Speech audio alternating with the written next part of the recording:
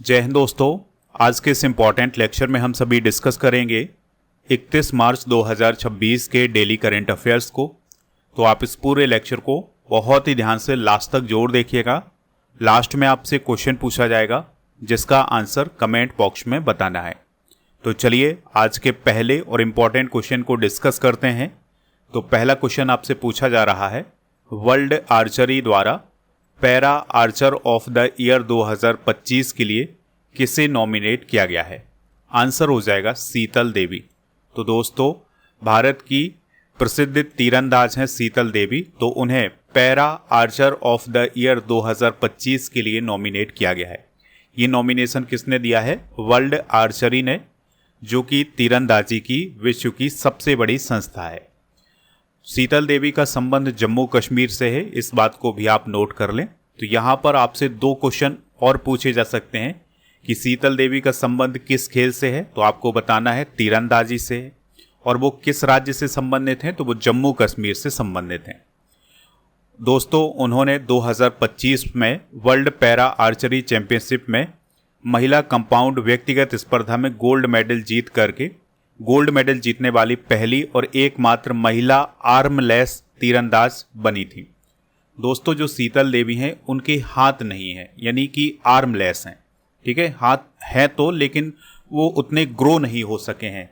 ठीक है, तो वो पैरों से तीर चलाती हैं। तो इस प्रकार से वो 2025 की वर्ल्ड पैरा आर्चरी चैंपियनशिप में एकमात्र महिला आर्मलेस तीरंदाज बनी थी जिन्होंने गोल्ड मेडल जीता था। इसके अलावा सऊदी अरब के जेद्दा में होने वाले एशिया कप स्टेज 3 के लिए उन्होंने भारत की सक्षम जूनियर टीम में भी चुनी गई थी, और वो पहली ऐसी पैरा एथलीट बनी थी जिन्हें सक्षम जूनियर टीम में चुना गया था। इसके अलावा पेरिस पैरालंपिक 2024 में मिश्रित टीम कंपाउंड इवेंट में उन्होंने कांस्य पदक जीता था। पैरा वर्ल्ड आर्चरी चैंपियनशिप 2023 में व्यक्तिगत वर्ग में उन्होंने सिल्वर मेडल जीता था। उन्हें 2023 का अर्जुन पुरस्कार दिया गया था, और एशियाई पैरालंपिक समिति के द्वारा वर्ष 2023 का उन्हें सर्वश्रेष्ठ युवा एथलीट भी चुना गया था। तो ये उनकी उपलब्धियां हैं। कुछ और इम्पॉर्टेंट अवार्ड डिस्कस करते हैं जो हाल फिलहाल में दिए गए हैं। तो पॉली उमरीगर पुरस्कार यानी सर्वश्रेष्ठ अंतर्राष्ट्रीय क्रिकेटर पुरुष किसे चुना गया है? हाल ही में शुभमन गिल को चुना गया है। ठीक है, और ये पुरस्कार किसने दिया है? तो ये बीसीसीआई ने दिया है। बीसीसीआई के द्वारा सर्वश्रेष्ठ अंतर्राष्ट्रीय महिला क्रिकेटर 2025 का अवार्ड स्मृति मंधाना को दिया गया है। Colonel CK Nayudu life time achievement award Rahul Dravid Roger Binny को दिया गया है। BCCI life time achievement award महिला का अवार्ड मिताली राज को दिया गया है। BBC Indian sports women of the year 2025 हाल ही में स्मृति मंधाना बनी है। 2025 के जो पद्म पुरस्कार दिए गए थे उसमें पद्मश्री रोहित शर्मा को, हरमनप्रीत कौर को और सविता पुनिया को दिया गया है। सविता पुनिया का संबंध हॉकी से है। अगला क्वेश्चन है, जनगणना 2027 का पहला चरण कब शुरू होगा? तो इसका जो राइट आंसर हो जाएगा वो हो जाएगा 1 अप्रैल 2026। ठीक है, तो सेंसर 2027 का जो फर्स्ट फेज होगा ये 1 अप्रैल 2026 से शुरू होगा। तो जनगणना से रिलेटेड जितने भी क्वेश्चन आए करेंट अफेयर्स में उनको आप जरूर नोट करिएगा, क्योंकि ये क्वेश्चन आपके एग्जाम में डेफिनेटली बनेंगे। तो जनगणना 2027 के लिए जो राजपत्र जारी किया गया था भारत सरकार के द्वारा, वो 16 जून 2025 को जारी किया गया था, और इसमें ये बताया गया था कि अब भारत में 2027 की जनगणना होने जा रही है। यह भारत की 16वीं जनगणना है और स्वतंत्रता के बाद भारत की ये 8वीं जनगणना है। दोस्तों, इस बार केंद्र सरकार के द्वारा जो जनगणना कराई जा रही है उसमें 33 सवाल पूछे जाएंगे, यानी 33 सवाल जारी किए गए हैं। अच्छा दोस्तों, आपसे एक और क्वेश्चन पूछा जा सकता है कि जनगणना का काम किसका होता है, कौन सा मंत्रालय ये जनगणना करवाता है? तो भारत सरकार का जो गृह मंत्रालय है वो जनगणना करवाता है। इस बात को आप जरूर याद रखिएगा। वर्तमान में जो जनगणना आयुक्त हैं और रजिस्ट्रार जनरल हैं मृत्युंजय कुमार सिंह, तो उनके द्वारा ये जानकारी दी गई है कि ये जो जनगणना होगी 2027 वाली, ये 2 फेज में आयोजित की जाएगी। तो जो इसका पहला फेज होगा ये 1 अप्रैल से सितंबर 2026 के बीच आयोजित होगा। इसके अलावा दोस्तों जो पहला चरण होगा इसके लिए एक ऑनलाइन पोर्टल भी शुरू किया गया है जहां पर लोग स्वगणना भी कर सकते हैं, यानी अपनी जानकारी खुद भर सकते हैं। इसके लिए 15 दिन का समय दिया गया है। स्वगणना पोर्टल जो होगा ये 16 भाषाओं में उपलब्ध होगा। पहले चरण में यानी कि जो फर्स्ट पेज होगा उसमें घरों की लिस्टिंग की जाएगी और घरों का जो डेटा है वो कलेक्ट किया जाएगा। जनगणना 2027 का जो सेकंड फेज होगा ये फरवरी 2027 से शुरू होगा, जहां पर जनसंख्या की गिनती की जाएगी और यह जनगणना पूरी तरह से डिजिटल होगी। तो इस प्रकार से ये भारत की पहली डिजिटल जनगणना होने जा रही है और 2027 वाली जनगणना में जातिगत जनगणना को भी शामिल किया गया है। तो आज़ादी के बाद पहली बार जनगणना में जाति की गिनती शामिल होगी। इससे पहले अंग्रेजों के समय 1931 तक जाति आधारित जनगणना हुई थी।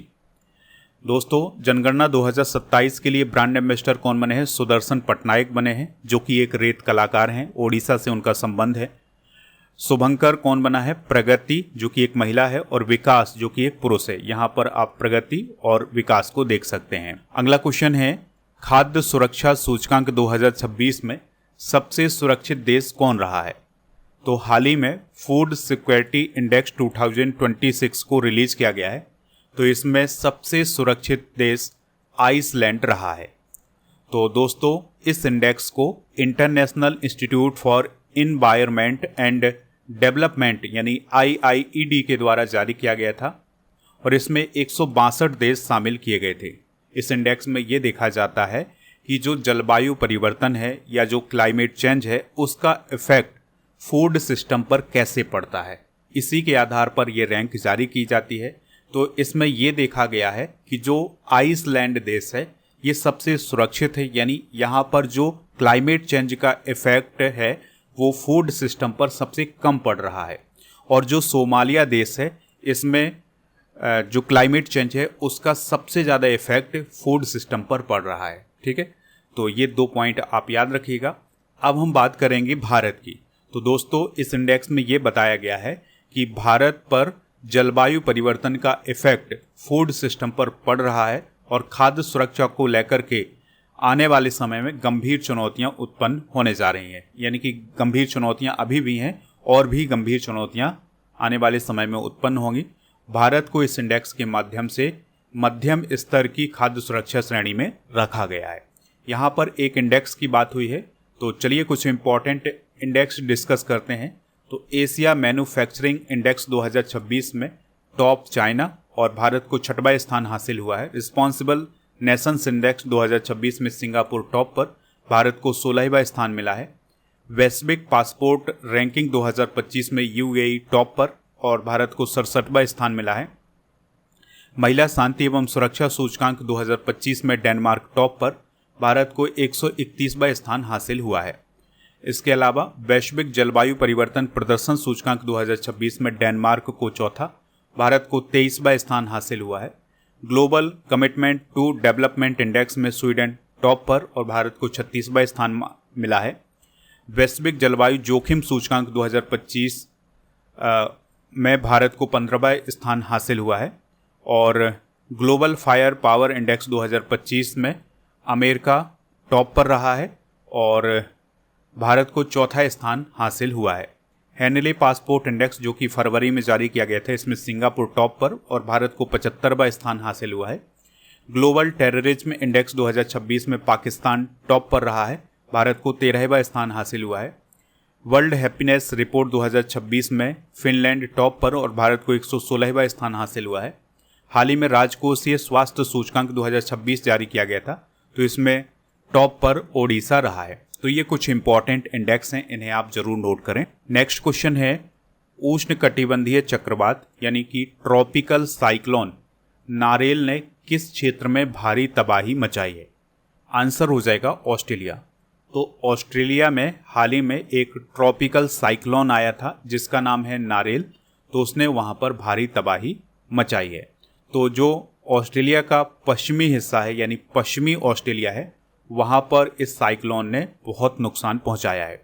इस साइक्लोन के कारण पश्चिमी ऑस्ट्रेलिया के कुछ हिस्सों में एक शक्तिशाली धूल भरी आंधी भी चली है, जिसके कारण वहाँ का आसमान भी लाल रंग का हो गया था। अगर हम बात करें उष्णकटिबंधीय चक्रवात या ट्रॉपिकल साइक्लोन की, तो यह वह तूफान है जो कर्क और मकर रेखाओं के बीच गर्म महासागरीय सतह पर बनता है। इसके केंद्र में वायुदाब बहुत कम होता है और जैसे ये बाहर की तरफ बढ़ता है वहाँ पर वायुदाब बढ़ता जाता है। तो ये इसकी विशेषताएं हैं। नेक्स्ट क्वेश्चन है, IMX TTX 2026 समुद्री अभ्यास का आयोजन कहाँ किया गया है? तो कोच्चि में इसका आयोजन किया गया है। ठीक है, और यह अभ्यास हिंद महासागर के क्षेत्र में आयोजित किया गया है और कोच्चि में जो समुद्री युद्ध केंद्र है वहाँ पर इसका आयोजन किया गया है। इसमें कई देशों ने हिस्सा लिया था, तो भारत तो इसमें शामिल था ही।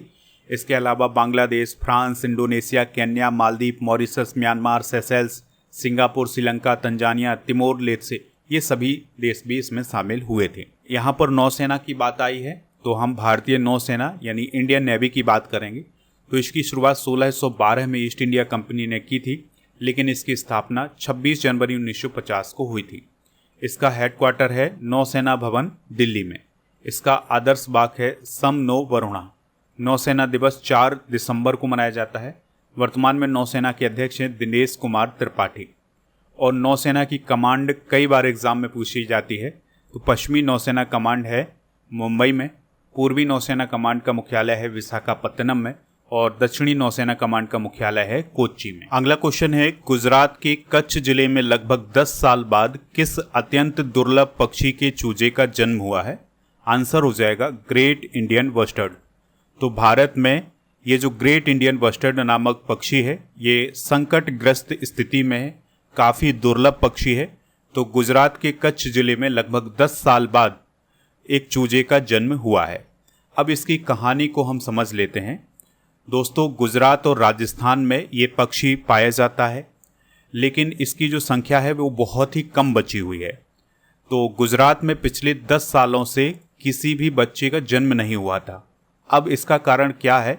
क्योंकि गुजरात में जो मेल ग्रेट इंडियन बस्टर्ड हैं उनकी संख्या लुप्त हो चुकी है।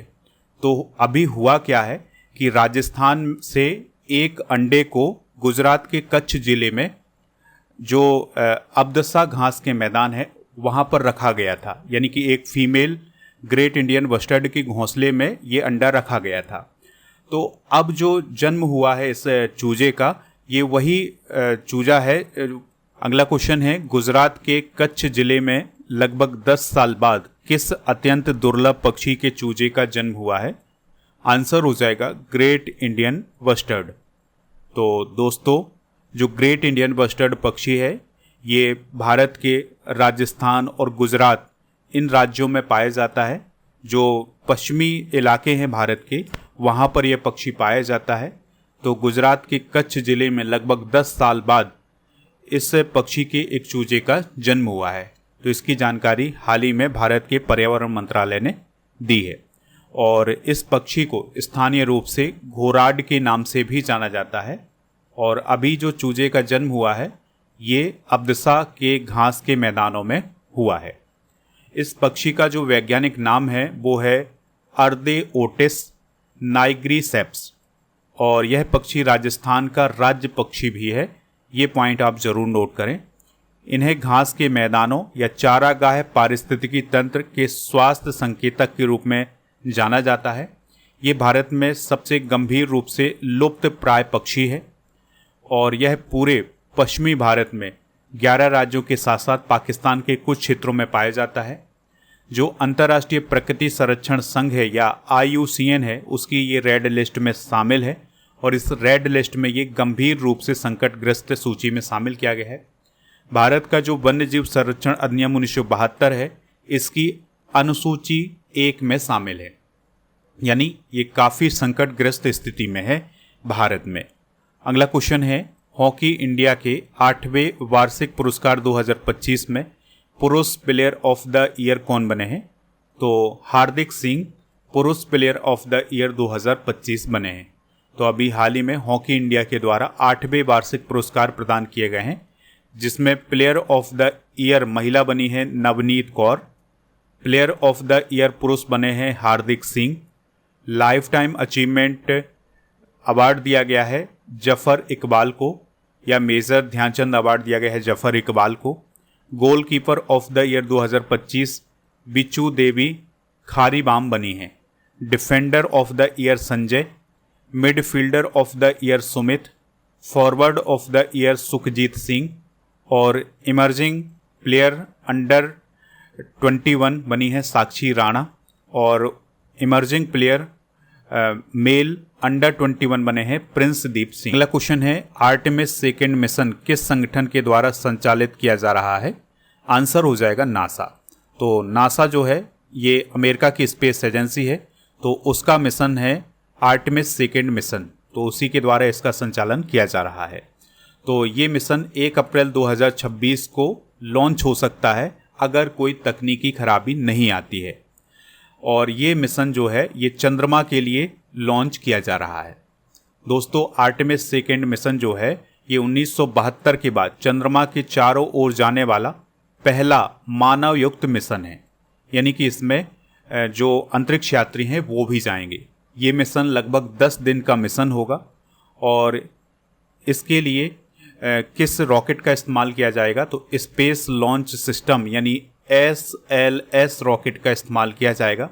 और इसके लिए ओरियन क्रू कैप्सूल का उपयोग होगा। इसका उद्देश्य है चंद्रमा की परिक्रमा कर उच्च गति से पृथ्वी पर वापसी करना। दोस्तों, इसमें 4 अंतरिक्ष यात्री जाएंगे, जिसमें रीड वाइजमैन है जो कि नासा के हैं, ये कमांडर हैं। विक्टर ग्लोबल हैं, ये पायलट हैं, ये भी नासा के हैं। और क्रिस्टिना कोच हैं जो कि नासा की हैं और ये मिशन विशेषज्ञ हैं। और चांद के पास जाने वाली ये पहली महिला होंगी। ये पॉइंट आप ज़रूर नोट करिएगा कि जो क्रिस्टिना कोच हैं ये इस मिशन में चांद के पास जाने वाली पहली महिला बनने जा रही हैं। और जेरेमी हैंसन, ये कनाडा के हैं, ये चांद के लिए जाने वाले पहले गैर अमेरिकी होंगे।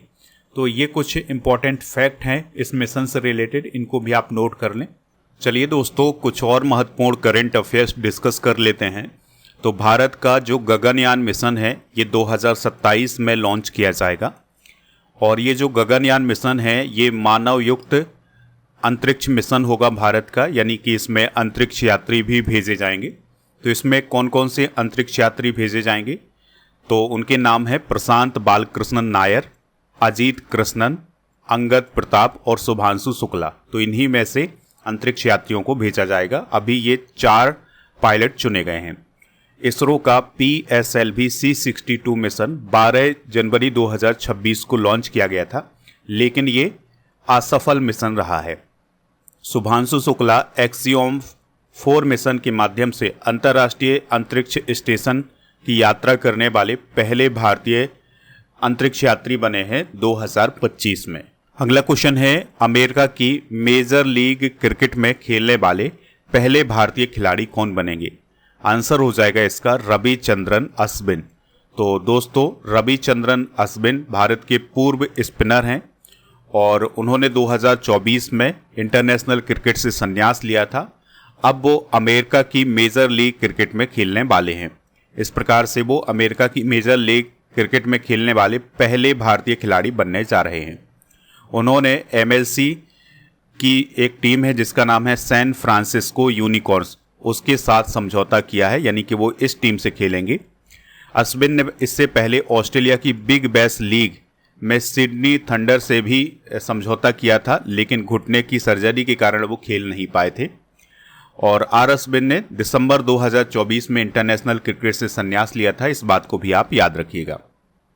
देखिए दोस्तों, जब कोई भारत का खिलाड़ी इंटरनेशनल क्रिकेट से संन्यास ले लेता है तो वो अन्य देशों की लीग खेल सकता है, लेकिन जब तक वो इंटरनेशनल क्रिकेट खेलता है भारत के लिए तब तक वो अन्य देशों की लीग नहीं खेल सकता है। ठीक है, तो अब अश्विन ने संन्यास ले लिया है, इसलिए वो अमेरिका की क्रिकेट लीग खेलने जा रहे हैं। अगला क्वेश्चन है, अडानी डिफेंस एंड एरोस्पेस ने भारतीय सेना को प्रहार LMG सौंपी है, इसकी मारक क्षमता कितनी है? आंसर हो जाएगा 1000 मीटर। तो दोस्तों, Adani defence and aerospace company ने ग्वालियर मध्य प्रदेश में इंडियन आर्मी को 2000 प्रहार लाइट मशीन गन की पहली खेप सौंपी है। तो जो प्रहार है ये क्या है, एक लाइट मशीन गन है। तो ये Adani defence and aerospace company ने भारतीय सेना को सौंपा है। दोस्तों प्रहार का इस्तेमाल जो LAC है यानी भारत चाइना बॉर्डर है और जो LOC है यानी भारत पाकिस्तान बॉर्डर है, इस पर किया जाएगा। इसकी जो मारक क्षमता है वो 1000 मीटर तक है और इस मशीन गन का जो वजन है वो 8 किलोग्राम है और इसकी जो लेंथ है वो 1100 mm है। तो ये सारे इंपॉर्टेंट पॉइंट याद रखिएगा। आपको एक बात जरूर याद रखनी है, आपसे इस प्रकार का भी क्वेश्चन पूछा जा सकता है कि हाल ही में चर्चा में रहा प्रहार क्या है। तो प्रहार एक लाइट मशीन गन है, ठीक है। इसको किसने बनाया है, अडानी डिफेंस एंड एरोस्पेस ने। तो दोस्तों ये थे आज के करंट अफेयर्स के क्वेश्चन। आप स्टडी करके ऐप को इंस्टॉल कर लें। प्रीमियम कोर्स वाले ऑप्शन पर जाएं, लूसेंट का कोर्स यहाँ पर आपको मिल जाएगा। FEB 600 कूपन कोड यूज करना है। इसमें 18,000 से अधिक topic wise subject wise test series, 12 महीने का मंथली टेस्ट, 12 महीने के मंथली करंट अफेयर्स की बुक मिल जाएगी। तो इन सभी को प्राप्त कर लें। प्रीमियम कोर्स वाले ऑप्शन पर अर्जुन GS फाउंडेशन बैच भी मिल जाएगा। इस बैच को भी आप ज्वाइन कर सकते हैं। इसके लिए होली 900 कूपन कोड यूज करना है, ठीक है। और इसमें भी वही सब फ्री मिलेगा जो लूसेंट वाले कोर्स में मिलेगा। प्रीमियम कोर्स वाले ऑप्शन पर आपको बहुत सारी कॉम्बो पैक मिल जाएंगी जिसमें आपको करंट अफेयर्स, GK की टेस्ट, बहुत सारी चीज़ें एक साथ मिलेंगी। तो इसको प्राप्त कर सकते हैं। इसके अलावा दोस्तों टेस्ट सीरीज वाले ऑप्शन पर आपको डेली करंट अफेयर्स का टेस्ट मिलता है। तो टेस्ट जरूर दीजिएगा। जब आप टेस्ट देते हैं तो इस प्रकार से आपकी रैंक भी जारी होती है। तो अमित कुमार, हरीश कुमार, अर्जुन, ये सभी इसके टॉप 10 हैं। तो आपका नाम भी यहाँ पर हो सकता है। आप टेस्ट जरूर दीजिएगा। इसके अलावा दोस्तों ई बुक वाले सेक्शन पर ऐप में monthly current affairs, yearly current affairs, half yearly current affairs, GK GS की जितनी भी ई बुक हैं वो आपको यहाँ पर मिल जाएंगी। तो इन सभी को जाकर के आप प्राप्त कर लें। चलिए कल के करंट अफेयर्स को रिवाइज करते हैं। मियामी ओपन 2026 में प्रो सेकल का खिताब किसने जीता है, जैनिक सिनर। वर्ष 2026 का एबेल पुरस्कार किसे मिला है, गेड फाल्टिंग्स को। माधवपुर मेला किस राज्य में आयोजित होता है, गुजरात। रूस ने 1 अप्रैल से किस पर प्रतिबंध लगाने की योजना बनाई है, पेट्रोल निर्यात। हाल ही में किस देश के पूर्व प्रधानमंत्री KP शर्मा ओली को गिरफ्तार किया गया है, नेपाल। नोएडा इंटरनेशनल एयरपोर्ट के फेज 1 का उद्घाटन किसने किया है, नरेंद्र मोदी। अमेरिका के किस संग्रहालय ने भारत को प्राचीन मूर्तियां लौटाने की घोषणा की है, तो स्मिथसोनियन का जो national museum of Asian art है उसने लौटाने की घोषणा की है। किस देश ने IPL 2026 के प्रसारण से प्रतिबंध हटा दिया है, बांग्लादेश। पहली अंतर्राष्ट्रीय हाफ मैराथन यानी जम्मू कश्मीर की पहली अंतर्राष्ट्रीय हाफ मैराथन 29 मार्च 2026 को कहाँ आयोजित की गई है, जम्मू। विजयपत सिंघानिया किस कंपनी से जुड़े थे जिनका हाल ही में निधन हुआ है, रेमंड ग्रुप। आज के जनरल नॉलेज के पिटारे में कुछ इंपॉर्टेंट फैक्ट डिस्कस करेंगे। तो वर्तमान में कुल ज्ञात तत्व कितने हैं, 118। ये साइंस से रिलेटेड टॉपिक है। प्रकृति से प्राप्त तत्व कितने हैं, 98। कृत्रिम तरीके से निर्मित तत्व कितने हैं, 20। पृथ्वी पर सबसे अधिक मात्रा में पाए जाने वाला तत्व ऑक्सीजन। पृथ्वी पर सबसे अधिक मात्रा में पाए जाने वाला धातु तत्व एल्यूमिनियम। सबसे हल्का तत्व हाइड्रोजन। सबसे भारी तत्व है ऑस्मियम और सबसे हल्की धातु है लिथियम। द्रव धातु है पारा और द्रव अधातु है ब्रोमीन। कल के करंट अफेयर्स में आपसे ये पूछा गया था कि अजंता और एलोरा की गुफाएं किस राज्य में है, तो ये महाराष्ट्र में है और इन्हें 1983 में यूनेस्को विश्व धरोहर स्थल भी घोषित किया गया था। तो ये दोनों पॉइंट आपसे पूछे गए थे, लगभग सभी लोगों ने इसका आंसर बताया हुआ है। आज आपके लिए क्वेश्चन है, दलीप ट्रॉफी किस खेल से संबंधित है। जो भी इसका राइट आंसर हो कमेंट बॉक्स में जरूर बताएं और अन्य खेलों से रिलेटेड भी जितनी भी ट्रॉफियां आपको याद हों उनको भी आप कमेंट बॉक्स में बता सकते हैं।